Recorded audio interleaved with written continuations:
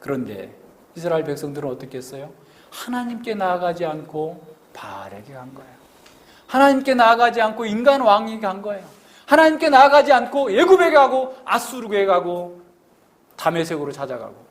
하나님께 나아가야 되는데 하나님께서 길을 열어놓고 항상 너희들에게 주시겠다, 답을 주시겠다, 지혜를 주시겠다, 능력을 주시겠다 약속했음에도 불구하고 그들은 계속해서 옆으로 간 거예요. 하나님이 아닌 것을 가지고 자신들의 문제를 풀고자 하게 된 거죠. 하나님을 만날 수 있는 것은 과거에 언제 때, 모세 때만 있었던 것이 아니고 미래에 언젠가 주어질 것도 아니고 지금 항상 너희들에게 열려있다. 지금 여호와를 찾을 때다라고 말씀해주고 있는 거예요. 이것은 오늘 우리에게도 아주 중요한 교훈을 줍니다. 어떤 사람은 내가 이렇게 힘들고 어렵기 때문에 지금은 옆에 누가 사람이 나를 도와줘야 되고 옆에 어떤 사람이 나를 도와주고 어떤 돈이 좀 있어야 되고 등등의 생각을 하게 되죠. 그래서 이 문제가 풀리면 하나님께 나아갈게요 라고 얘기하는 거예요. 그러나 그것은 사단이 하는 얘기입니다. 속아서는 안 돼요. 사단은 그렇게 말하죠. 그래, 그건 좋은 생각이야. 그렇지만 지금 하지 말고 내일에 내일. 아니, 이 문제 끝나고 다음 문제. 그거 하나님께서 해주시겠어? 그건 네가 알아서 해야지. 옆에 누구 부자 누구 있잖아. 옆에 누구 힘 있는 사람 누구 있잖아. 다 해가지고 그런 사람들 찾아가서 봐. 하나님은 아이고 언제 할 줄 알아 하면서 하나님께 나아가지 않는 거야. 사람을 의지하고 자원을 의지하고 어떤 것들을 의지하는 거야. 현실적인 문제, 그건 뭐 강대국들한테 가고 바알에게 가고 아세라에게 가지. 그게 더 큰 효과가 있지. 하나님께 그 문제 해결해 주겠어? 그들이 착각이에요. 하나님께서는 지금 여호와를 찾을 때다. 너희들이 힘이 없느냐? 어떤 문제가 있느냐? 어떤 어려움이 있느냐? 그렇다면 지금 나와라. 지금 나오면 그 문제를 해결해 주시겠다 라고 약속해 주시고 있어요. 보라, 지금은 은혜 받을 만한 때예요. 보라, 지금은 구원의 날이로다. 너희가 어려운 일 있느냐? 항상 기도하라. 낙심치 말고 기도하라. 찾으라, 구하라, 두드리라. 열릴 것이다. 주께서 약속해 주셨어요. 기도하지 않고 있는 건 뭡니까? 우리의 불신을 얘기하고 있는 거예요. 호세아 시대의 이스라엘 백성들과 동일한 오류에 빠져 있는 겁니다. 지금 여호와를 찾지 않으면 다음에 여호와를 찾기는 더 어려워요. 지금 해야 돼, 지금.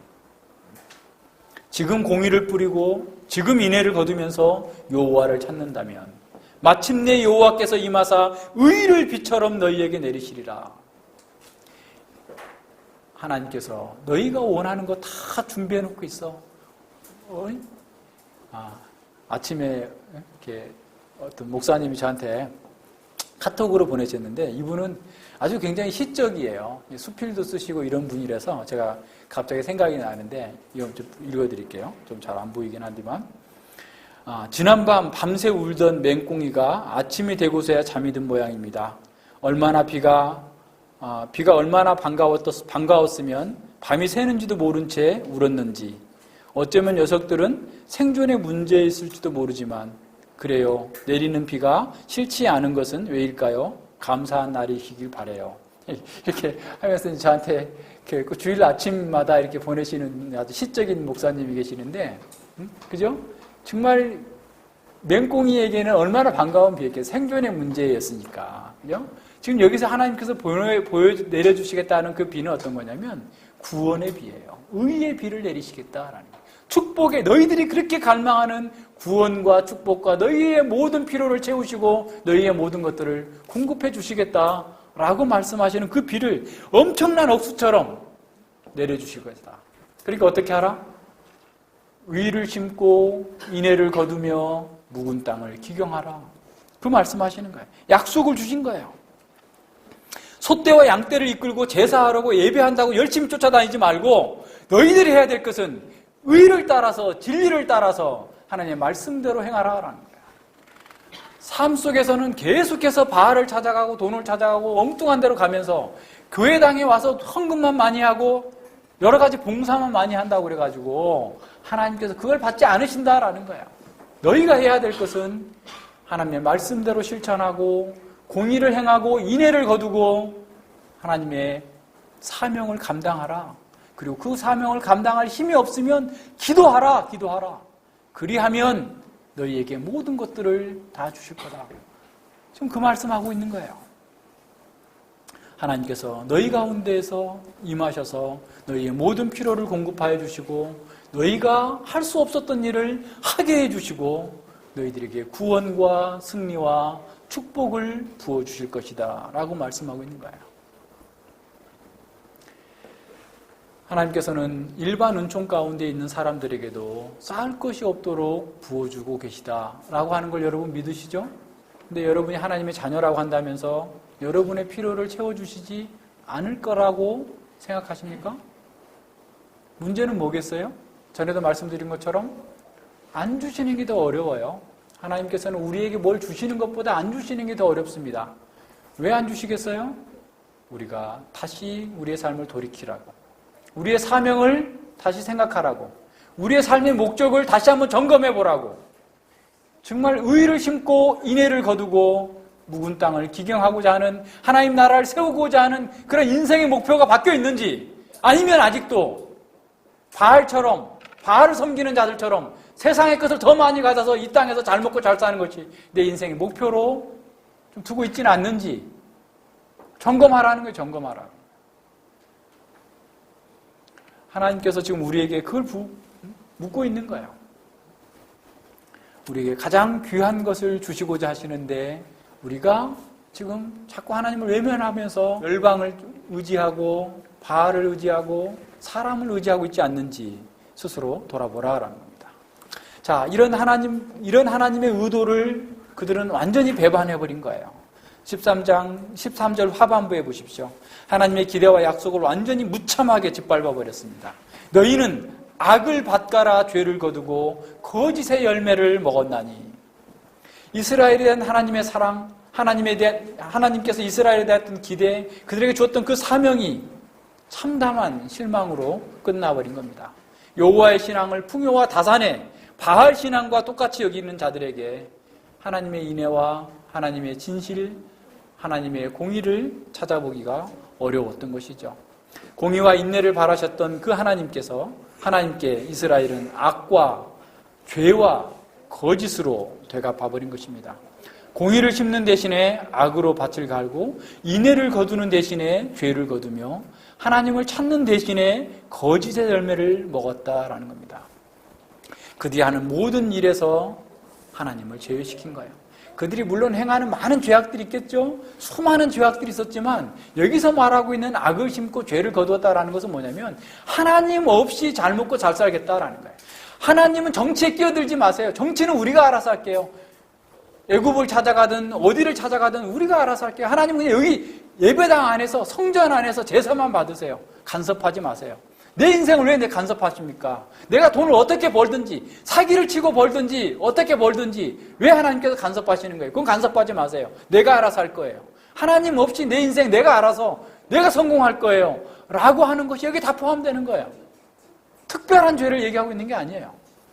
나의 삶의 모든 영역에서 하나님 없이 잘 살겠다고 하는 것들이 다 여기에 포함된 겁니다. 거짓의 열매를 먹어요. 하나님께서는 그들에게 가장 소중한 것을 주시고 가장 위대한 사명을 주셨음에도 불구하고 그리고 그 사명을 이루기 위해서 그들의 필요를 채우기 위해서 언제든지 찾아올 수 있는 길을 열어주셨음에도 불구하고 그들은 하나님을 배반해버린 거죠. 하나님께서는 최선의 것을 주셨는데 그들은 최악의 것으로 하나님께 갚아버린 겁니다. 하나님을 거부하는 악을 밭갈아 심었고 헤아릴 수 없는 죄를 지었고 하나님을 분노케 한 겁니다. 그들의 모든 행위는 철저하게 하나님을 배신한 것뿐이었던 것이죠. 그들은 바알과 여호와를 구분하지 않았어요. 그래서 윤리적이며 인격적인 하나님을 거부하고 단지 예배당 안에서 예배로 받는 예배 의식에 국한된 그러한 하나님으로 축소시켜버린 겁니다. 하나님의 통치권을 거부하고 인간 왕을 구했고 이웃 열방들을 의지했고 돈을 의지하고 바알을 의지하고 아세라를 의지한 겁니다. 자, 그렇게 의지해서 그들이 뭘 찾았나요? 뭘 얻었나요? 그들이 그 하나님을 배반하고 얻은 것이 뭐예요? 거짓의 열매예요. 여러분 어려서 공갈빵이라고 들어봤어요? 해주는 못 들어봤을 거예요. 네. 공갈빵이 있어요. 공기만 가득 찬 빵. 맛있을 것 같은데 내용물은 텅 비어있는 공갈빵. 맛도 없고 배고픔도 해결해 주지 못하는 거짓의 열매 공갈빵이에요. 아수르가 애굽이 바알과 아세라가 자신들의 풍요와 번영과 안정과 행복을 지켜줄 거라고 생각했어. 그들을 찾아갔지만, 그들을 의뢰했지만 그들이 얻은 것은 거짓의 열매일 뿐이에요. 그들을 만족시켜줄 수도 없었고 그들의 배고픔을 채워줄 수도 없었고 그들의 모든 문제를 오히려 더 자신들이 가지고 있는 것마저 다 약탈당하는 그런 상태로 철저하게 유린해버리는 상태였다라는 사실을 보여주고 있습니다. 겉으로 보기에는 보암직도 하고 탐스럽기도 한 것처럼 보이지만 그들은 결코 그것을 통해서 만족을 누리지 못했던 거예요. 오히려 아수르를 의지하고 애굽을 의지하고 오늘도 이제 여러분 이제 다음 주에 보겠는데요. 에레미야가 지금 바벨론에게 항복하라 그래, 항복하라. 그런데 항복하지 않기 위해서 시드기야는 주변에 있는 열강들을 다 불러왔어요. 그래서 회의를 하고 있는 자리입니다. 회의를 하고 있어요. 그 속에서 27장, 28장, 29장에 지금 그 거짓 선지자 문제 나오는데 회의를 하는데 거기에는 지금 나와 있지 않지만 애굽의 사신들도 와 있어요. 그래서 에레미야가 나무 멍에를 만들어 가지고 와가지고 너희들을 바벨론 왕이 멍에를 매야 니들이 산다. 이걸 가르치고 있어요. 그 사람 뭐 하고 있었냐면 어떻게 하면 연합군을 형성해서 바벨론에 저항할까? 지금 그 연구하고 있는 거예요. 그 상황 속에서 주어지는 말씀이에요. 하나님께서는 너희들이 항복해야 지금 죽는 상황에서라도 살 수 있다 얘기하는 거야. 그런데 하나님 말씀을 안 들어요.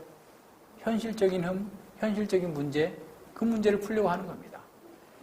100년 전에 북이스라엘이 이 호세아 시대의 사람들이 그렇게 해서 멸망한 것을 보았던 유다 백성들마저도 지금 멸망의 위기 앞에서 하나님의 말씀대로 하지 않고 지금 바벨론이 여기 와서 너희를 쳐들어온 것은 바벨론이 강해서 바벨론 마음대로 여기가 온 게 아니고 내가 바벨론을 불러온 거야. 너희들의 죄를 지기 위해서 바벨론을 내가 불러왔기 때문에 너희들이 살 수 있는 길은 저항하는 것이 아니라 항복하면 사는 거야.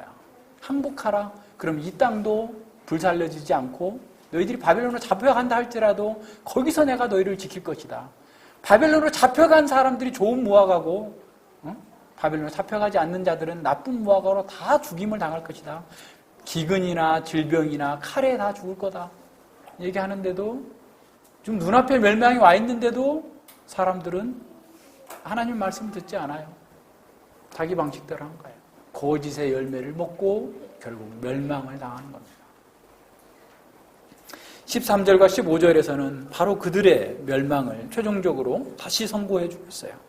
이스라엘이 이렇게 죄에 빠진 원인이 사실은 13절 하반부에 다시 나오죠. 이는 내가 내 길과 내 용사의 많음을 의뢰하였습니다. 악을 갈아서 죄를 거두면 필연적으로 거짓의 열매를 먹어야 되는 것처럼 자신의 능력과 자신의 군사력에 의존하는 이스라엘은 전쟁으로 멸망할 수밖에 없다라는 겁니다. 사실 이스라엘에게 주어진 그 힘과 지혜와 능력, 군사력이라고 하는 것은 사실 어떻게 보면 하나님께서 주신 거죠. 근데 그들은 하나님을 의뢰하지 않고 하나님께 주신 그 자원들을 의뢰하고 있었던 겁니다. 하나님 찾을 수 있는 길이 있음에도 불구하고 하나님을 찾지 않고 자신의 길, 자신의 정치적인 어떤 능력, 외교력 이걸 믿는 거예요. 용사의 많음을 믿는 거예요. 스스로 지혜롭다고 생각했기 때문에 하나님의 방식을 거부한 겁니다. 6절에 이미 말씀했죠. 그들은 자신들의 계책을 부끄러워할 것이다. 계의를 부끄러워할 것이다. 라는 거예요. 스스로 강대국과의 동맹을 맺고 강대국들의 어떤 그 이해관계를 이용해서 적당하게 줄타기 하면서 자신들의 이익을 확보하고 안전을 지키고자 했지만 스스로 생존 전략을 추구했지만 오히려 그것 때문에 멸망을 당하게 될 것이다 라는 겁니다. 자신들의 소유, 자신들의 그 많은 용사는 사실 하나님께 주신 것이었음에도 불구하고 그걸 믿은 거예요. 그래서 용사는 최종의 특공대와 같은 아주 강한 군사들을 얘기해요. 그러니까 계속해서 외침이 있고 계속해서 어려움을 겪게 되니까 강한 군대로 했겠죠? 만들었겠죠? 군대를 양성했겠죠? 요새마다 최신의 무기와 모든 것들을 다 안전하게 다 쌓아놨겠죠? 엄청난 요새를 만들어냈겠죠?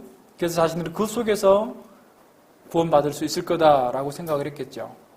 그러나 그것 가지고 되지 않는다라는 겁니다. 에레미야 17장 5절에서 말씀하고 있는 것처럼 무릇 사람을 믿으며 혈육으로 그 권력을 삼고 마음이 여호와에게서 떠난 사람은 저주를 받을 것이니라. 사람을 믿고 혈육으로 권력을 삼고 마음이 여호와를 떠난 그 사람은 저주를 받을 것이다. 인간은 자기 자랑과 자기 교만에 중독되어져서 자기를 구원할 수 있는 유일한 하나님의 말씀마저도 거부하고 있어요. 복음을 들으려고 하지 않습니다. 자신의 교만함 때문에 자신과 세상을 의지하면서 하나님의 말씀에 귀를 막아버린 그 사람에게는 최종적으로 하나님의 말씀 그 한마디밖에 들려질 게 없을 거예요. 저주를 받은 자들아 나를 떠나 마귀와 그 사자들을 위하여 예비된 영영한 불에 들어가라. 마태복음 25장 마지막 가르치면서 비유에서 말하는 염소들에게 했던 그 말씀이 그들에게 마지막으로 들려줄 수밖에 없을 겁니다. 14절과 15절에서 이스라엘의 그 자구 노력은 사실 환상에 불과할 뿐임을 보여줍니다. 자신들의 지혜와 군사력을 과대평가한 거죠. 거품이 가득 들어가 있었기 때문에 그들은 현실을 명확하게 읽지 못했습니다. 생존을 위해서 의주했던 군사력과 외교 정책은 자신들을 안전하게 지킬 수 없었던 것이죠. 14절에 보십시오. 그러므로 너희 백성 중에 요란함이 일어나며 내 산성들이 다 회파되며 살만이 전쟁의 날에 베다벨을 회파한 것 같이 될 것이라. 그때에 어미와 자식들이 함께 부셔졌도다. 최정의 군대로 훈련받았던 용사들, 최신의 장비를 갖추었던 요새들이 쓰나미처럼 몰려오는 이방 민족의 침략 앞에 무용지물이 될 거다라는 겁니다. 침략자의 요란한 소리, 와 하는 소리가 마치 성 전체를 삼키고도 남을 그런 지경이, 수많은 산성들이 다 회파돼 버리고 어미와 자식이 다 내어 던져져서 으깨어지고 부셔지는 이런 처참한 상황이 이루어지게 될 거다라는 겁니다. 전쟁의 참혹함과 파괴의 철저성을 나타내 보여주고 있는 것이죠. 성을 점령한 침략군들은 무자비하게 아녀자들과 아이들을 궁유히 여기지 않고 도륙하는 그런 광경입니다. 그들에게 어떤 자비도 기대할 수 없는 철저한 짓밟힘, 사망이 보여주고 있는 거예요. 15절에 보십시오. 너희의 큰 악을 인하여 베델이 이같이 너희에게 행하리니 이스라엘 왕이 새벽에 멸절하리로다. 이스라엘의 반역에 하나님의 인대는 한계에 도달했고 너희의 큰 악, 너희들의 악들의 악 최상급입니다. 이스라엘 족속들의 죄악이 너무 심각해져서 치료가 불가능한 상황이 되었다라고 하는 상황을 보여주고 있는 거죠. 이 심판은 마지막 기회를 잡으려는 그 유혹을 이제 피할 수 없는 그런 상황까지 됐다. 현실이 됐다라는 겁니다. 근데 심판의 주체가 베델입니다. 왜 그럴까요? 베델의 죄 때문에 곧 재앙이 왔기 때문에 그래요. 금송아지를 섬기고 우상을 섬기는 그 베델의 죄가 곧 재앙을 가져온 거예요. 히브리어 이 죄라는 말, 악이라는 말, 그 라라는 말이 재앙이라는 말로도 같은 의미가 있어요. 곧 악이 그들에게 재앙을 준 거예요. 그래서 악과 재앙은 하나예요. 그들이 악을 행하면 곧 스스로 재앙을 당하게 된다라는 겁니다. 심판의 첫 번째 대상이 누굽니까? 이스라엘 왕이에요. 그들이 그렇게 기대했던 이스라엘 왕이 심판의 첫 번째 대상이 됩니다. 정치적인 지혜와 군사력을 신봉했던 그 왕이 앞서 7절에서는 물거품처럼 끊어진 나무 토막처럼 사라져버릴 것이다 라고 했는데 이 나뭇가지와 같은 물거품과 같은 왕을 과도하게 평가했던 그 사람들이 왕이 먼저 새벽에 멸절당하고 있는 그 모습을 보게 되는 거죠. 사실 이 마지막 북이스라엘의 마지막 왕 호세아는 전쟁이 일어나기도 전, 전쟁 속에 아마 3년 전에 이미 포로로 잡혀가지고 감금당한 상태에서 아무 일도 하지 못하는 그런 상황에서 북이스라엘이 722년, 주전 722년에 완전히 멸망하게 되는 거죠. 자, 이스라엘은 자신들이 받았던 특권과 지위를 남용했습니다. 하나님의 사랑을 남용했고, 하나님의 은사를 남용했고, 하나님의 인내를 남용하게 된 거죠. 그들도 하나님, 아담처럼 하나님께 주신 사명, 언약을 어기고 엉뚱한 짓을 하게 된 거예요. 하나님의 사명을 수행함으로써 복을 누리기보다 자신이 하나님처럼 되고자 한 것이죠. 그들은 하나님께 정해주신 공의와 인애가 아니라 자신의 지혜로, 자신의 힘으로 악을 심고 죄악을 거두게 된 겁니다. 그들의 죄악은 어떤 특별한 괴악한 행동만을 말하는 게 아니에요. 그들은 여전히 교회를 다니고 있었어요. 하나님을 예배하고 있었어요. 그런데 그들은 자신의 삶 속에서는 하나님과 관계없는 것처럼 살았어요. 그 모든 것들이 하나님께서는 악을 심은 거고 죄를 거둔 거다라고 말씀하고 있는 겁니다. 그들은 어려울 때마다 기도함으로써 하나님의 도움을 받을 수 있는 그런 길이 항상 열려 있었습니다. 그들에게 선지자가 있었고 제사장이 있었고 율법이 있었어요. 그들은 묵은 땅을 기경할 수 있는 충분한 힘과 자원이 공급되어 있었어요. 그 땅을 기경하면 정말 구원과 축복이 충만히 공급해 주시겠다고 하는 약속도 받았었습니다. 그런데도 왜 그들은 실패할 수밖에 없었을까요? 그것은 그들이 세계관이 변혁되지 않았기 때문에 그래요. 그들은 가나안 사람들을 다 몰아내라 하셨는데도 몰아내지 않고 가나안 사람들과 동일한 세계관으로 동화되어 가게 된 거예요. 가나안 사람들처럼 하나님과 관계없이 기쁨과 즐거움을 찾고자 했던 거죠. 그런데 세상이 주는 그 기쁨과 쾌감은 마약처럼 강렬했어요. 성전에서 바알에게 제사를 드리고 성전 창기들과 성적인 관계를 갖는 것, 엄청난 도전이고 큰 유혹이었죠. 그래서 그들은 그것에 죄에 빠져들기 시작했어요. 중독되기 시작했습니다. 히브리서 기자는 모세를 평가하면서 이렇게 말하죠. 하나님의 백성들과 함께 고난받기를 잠시 죄악의 낙을 누리는 것보다 더 좋아하고, 죄악의 낙이 있어요? 전혀 없는 게 아닙니다. 그게 사람들이 죄악에 빠지는 거예요. 에베소서 2장 1절과 3절에서 정욕을 부추기는 거죠. 사단이 하는 일이에요. 죄악의 낙을 공급해 줍니다. 죄악에서도 육신적인 즐거움을 찾을 수 있어요. 그러나 그러한 죄악이 주는 즐거움은 더 큰 공허와 허물을 남깁니다.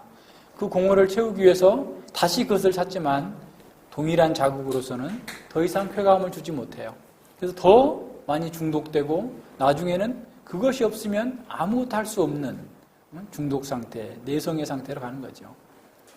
이런 상태에 계속되면 사람들은 이제 더 이상 어떤 방법이 없어요.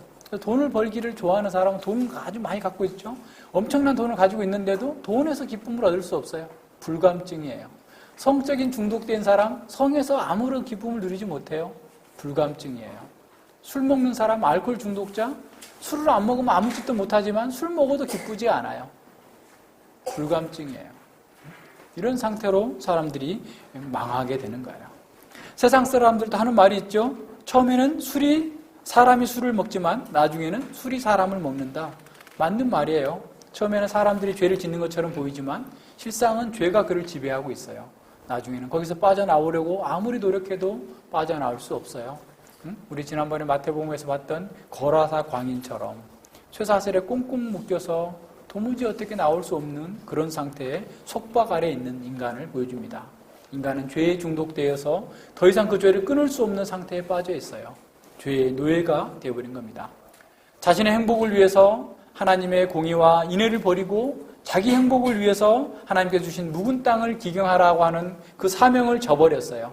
자기 추구와 자기 방식대로 악을 밭갈고 죄를 거두었지만 그들이 얻은 것은 거짓의 열매밖에 없었던 거죠. 그들이 게을렀던 거 아니에요. 성실하게 수고했을 겁니다. 그러나 그들은 얻은 것이 뭐겠어요? 양식 아닌 것을 위하여 은을 달아주고 배부르게 못할 것을 위하여 수고한 것이 자신들에게 전혀 만족을 줄 수 없는 것, 그것에 자신의 인생을 다 올인하게 됐던 것이죠. 이스라엘이 수고하여서 얻은 것은 거짓의 열매였고 철저한 파멸이었습니다. 부녀자와 자식이 함께 부서지는 끔찍한 파멸을 맞을 수밖에 없었죠.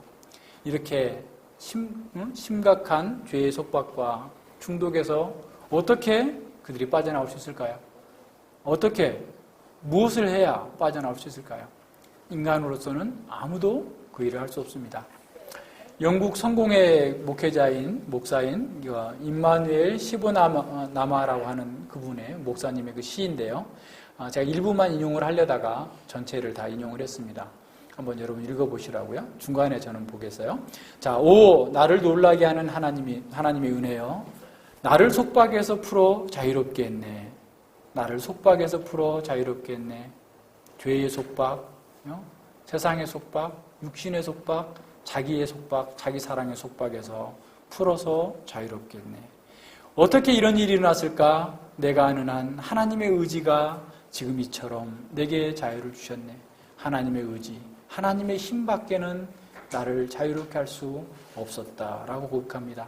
내 하나님이 아무것도 아닌 나를 선택하시어 하늘에 계신 내 왕 주님 곁에 앉히시네. 내 주님의 행하신 일을 들어보라. 오 타락한 아들을 맞이하기 위해 달려나가시는 주님의 놀라운 사랑이여, 이것이 하나님이 행하신 일이네.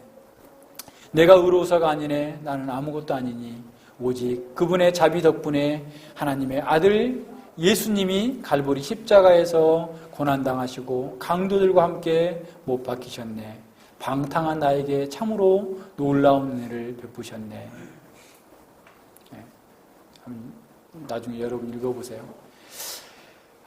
이와 같은 고백과 찬양은 모든 시대의 모든 민족들 가운데 있는 그리스도인들이 공통적으로 경험하는 것입니다. 예수 그리스도 안에 있는 하나님의 은혜만이 이 죄의 속박에서 끊을 수 있습니다. 죄의 중독에서 벗어날 수 있게 하는 것이죠. 모든 중독의 치료는 예수님을 믿고 하나님의 형상을 회복했을 때만 이루어지게 됩니다. 사람들은 즐거움과 행복을 찾기 위해서 죄에 빠지지만 그 죄는 곧 중독이 되어서 자신을 완전히 속박해버립니다. 그래서 이제 스스로는 빠져나올 수 없는 그런 영원한 족쇄가 되는 것이죠. 그래서 이 속박에서 자기 자신도 다른 누구도 해방시킬 수 없는데 내가 아는 한 하나님의 의지가 이처럼 자유롭게 했네. 오직 하나님의 의지, 그리스도의 십자가만이 나를 자유롭게 하는 겁니다. 바로 그렇습니다. 하나님의 의지적인 행동만이 이런 죄의 속박에서 우리를 벗어날 수 있게 만드는 거죠. 우리도 하나님의 은혜로 이 죄의 속박에서 벗어났지만 다시 죄의 유혹에 빠져들어가지 않도록 깨어 있어야 됩니다. 세속적인 세계관과 축복으로 위장한 기복신앙이 제공하는 혜택을 포기할 수 있어야 됩니다. 자진해서 세상의 만족을 얻겠다고 하는, 세상에서 만족을 얻겠다고 하는, 세상의 것으로 행복해지겠다고 하는 생각 자체를 포기하는 결단이 있어야 됩니다. 세상이 줄 것처럼 보이는 것은 사실은 신기루와 같은 것일 뿐입니다. 죄된 즐거움, 곧 하나님 없이 누리는 쾌락은 결국 거짓의 열매밖에 주지 않습니다. 아무것도 남기지 않고 자신의 모든 자원을 고갈시켜버릴 것입니다. 우리는 사단의 유혹의 실체를 볼 수 있어야 됩니다.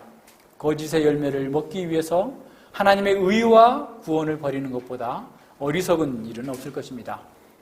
인간은 세상의 것에서 행복을 얻을 수 있도록 되어 있는 존재가 아니에요.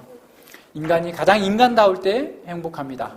하나님의 형상을 회복하고 하나님의 형상을 따라 살 때 가장 복된 삶을 살게 됩니다. 하나님과의 교제를 충만히 즐기는 영성이 회복된다면 세상의 즐거움은 너무 시시한 것이 되는 거죠. 베드로 사도는 성도의 기쁨과 소망을 이렇게 말했죠. 너희가 예수를 너희가 보지 못하였으나 사랑하는도다. 이제도 보지 못하나 믿고 말할 수 없는 영광스러운 즐거움으로 기뻐하니 믿음의 결국 곧 영혼의 구원을 받음이라. 말할 수 없는 영광스러운 즐거움으로 기뻐하는 사람은 세상의 기쁨을 탐하지 않게 됩니다. 우리가 창조성이 회복된다면 삶의 수많은 난관들을 창조적으로 극복할 뿐만 아니라 다른 사람들에게 많은 유익을 끼치는 사람이 될 거예요. 우리가 합리성이 회복된다면 우리의 모든 삶이 질서와 조화가 이루어지게 될 거예요. 질서 있고 조화로운 사람이 아름다운 사람이고 강한 사람입니다. 우리가 도덕성을 회복하게 된다면 거룩하고 고상한 그리스도의 성품이 날마다 우리 속에서 자라면서 우리가 어디를 가든 그리스도의 향기를 발산하게 될 겁니다. 이렇게 사는 것이 우리도 공의를 심고 인애를 거두는 가장 복된 삶인 것이죠. 여러분은 지금 바로 이러한 복을 누리고 있습니까? 이러한 복을 누리고 있다면 우리는 그 복을 사람들에게 알릴 책임이 있는 거죠. 그 복을 누리는 사람만이 죄의 중독과 속박에 빠져 있는 불쌍한 사람들에게 그리스도를 생생하게 증거할 수 있습니다.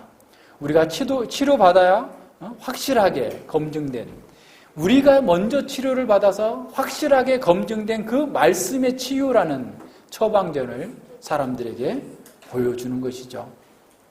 아직도 하나님이 없는 곳에서 헛된 희망을 품고 수고하며 고통받는 사람들에게 나아가서 이 말씀을 증거해 줄 수 있어야 되는 거죠. 이것이 오늘 우리에게 주어진 묵은 땅을 기경하라라고 하는 사명입니다. 우상으로 더럽혀진 세속의 도시 속에서 자기 사랑에 매몰되어 있어서 절망으로 신음하고 있는 그 땅을 기경하는 것이 우리의 사명입니다. 예수님께서 세상 끝날까지 우리와 함께 하시겠다고 약속하셨고 우리가 무엇이든지 지혜가 부족하면 구하면 주실 것이다 라고 말씀하셨어요.